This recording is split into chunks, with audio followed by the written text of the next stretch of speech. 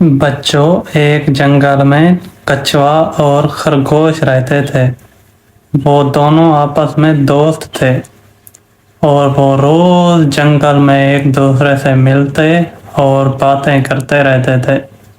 اور خرگوش بہت زیادہ گھمنڈی تھا۔ وہ اس کو ہر ٹائم کہتا رہتا تھا، تم آلسی ہو، تمہاری سپیڈ نہیں ہے اور میں بہت زیادہ تیز ہوں۔ کچھوے کو یہ سن کر بہت برا لگتا تھا۔ وہ اس کو کہتا تھا کہ تم گھمنڈی ہو اور گھمنڈ کا سر ہمیشہ نیچا ہوتا ہے۔ تو ان دونوں نے کہا چلو ریس لگاتے ہیں۔ تو وہ دونوں ریس لگانے لگے اور خرگوش بہت تیز تھا۔ وہ جلدی سے وہاں سے تیزی سے بھاگ گیا۔ جہاں تک جگہ طے ہوئی تھی وہاں تک جو پہلے پہنچے گا وہ جیت جائے گا۔ تو کچھوا آرام آرام سے جتنا بھاگ سکتا تھا بھاگتا گیا، اور کچھوے کی سپیڈ خرگوش سے کافی سلو تھی، لیکن پھر بھی وہ رکا نہیں، بھاگتا رہا اور خرگوش کافی آگے نکل آیا۔ تو خرگوش نے سوچا کچھوا تو بہت پیچھے رہ گیا ہے۔ اس کے سامنے ایک بڑا سا پیڑ آیا جس کے نیچے ایک گاجر رکھی ہوئی تھی۔ اس نے سوچا تب تک یہ گاجر کھا لیتا یہیں بیٹھ کر۔ تو پھر وہ گاجر کو اٹھا کے وہیں بیٹھا اور بیٹھے بیٹھے اس کو اچانک سے وہاں پہ نیند آ گئی اور وہ گہری نیند میں چلا گیا۔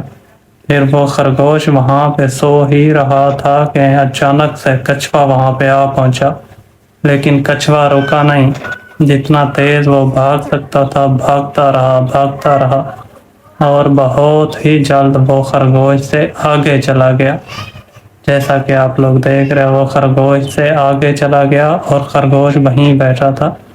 خرگوش تو مزے سے اپنی نیندیں پوری کر رہا تھا، لیکن کچھوا بہت ہی اس سے آگے نکل گیا۔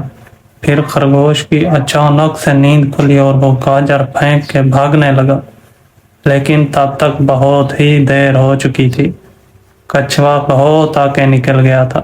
جیسے ہی خرگوش وہاں پہ پہنچا جہاں تک بھاگنا تھا تو اس نے سامنے دیکھا کچھوا تو پہلے سے ہی وہاں پہ موجود ہے۔